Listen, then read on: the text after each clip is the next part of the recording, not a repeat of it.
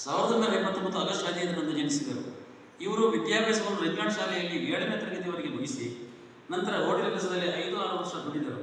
2002ರಲ್ಲಿ ಜೋಡರಸ್ತೆಯಲ್ಲಿ ಜೋಡುಕಟ್ಟೆಯಲ್ಲಿ ಜೇನು ಕೃಷಿ ತರಬೇತಿಯನ್ನು ಪಡೆದು ನಂತರ ಹಿರಡಕದಲ್ಲಿ ವೆನಿಲಾ ತರಬೇತಿಯನ್ನು ಪಡೆದಿರುತ್ತಾರೆ. 2005ರಲ್ಲಿ ಕೆಲ್ಲಬುತ್ತಿಗೆಯಲ್ಲಿ ಶ್ರೀ ಮಹಾದೇವಿ ಭಜನಾ ಮಂಡಳಿಯನ್ನು ಪ್ರಾರಂಭಿಸಿ ಭಜನಾ ಮಂಡಳಿ ಸಂಚಾಲಕರಾಗಿ ಕಾರ್ಯನಿರ್ವಹಿಸಿ ಈಗಲೂ ಭಜನೆಯನ್ನು ಮುದ್ರಿಸಿಕೊಂಡು ಹೋಗುತ್ತಿದ್ದಾರೆ.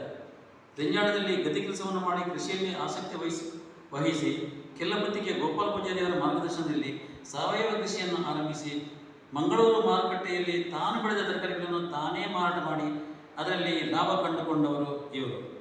ಅಡವಿ ಭೂಮಿಯನ್ನು ಗೇಣಿಗೆ ತೆಗೆದುಕೊಂಡು ಅದರಲ್ಲಿ ಲಾಭ ಗಳಿಸಿ ಈಗ ಧರ್ಮಸ್ಥಳದ ಗ್ರಾಮಾಭಿವೃದ್ಧಿ ಯೋಜನೆಯ ಯಂತ್ರಶ್ರೀ ಚಾಲಕರಾಗಿ ದುಡಿಯುವುದಲ್ಲದೆ ಮನೆಯಲ್ಲಿಯೇ ಡ್ರೈನೇಜ್ ಮಾಡಿ ರೆಂಜಾಳ ಕೃಷಿ ಕಿಸಾನ್ ರಕ್ಷಣಾ ಸಂಘದ ಅಧ್ಯಕ್ಷರಾದ ಸುಕೀರ್ತಿ ಜೈನರವರ ಮುಖಾಂತರ ಡ್ರೈನೇಜ್ ನಾಟಿ ಮಾಡಿಕೊಡುತ್ತಿದ್ದಾರೆ.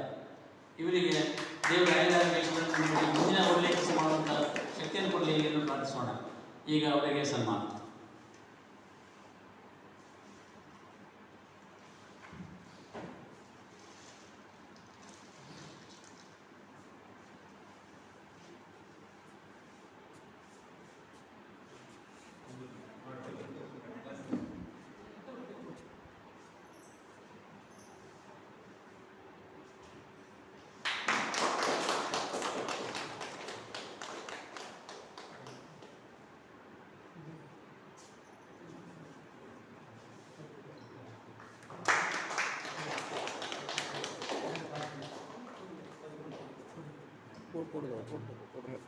ಫೋಟೋ ಹೊಡೆದ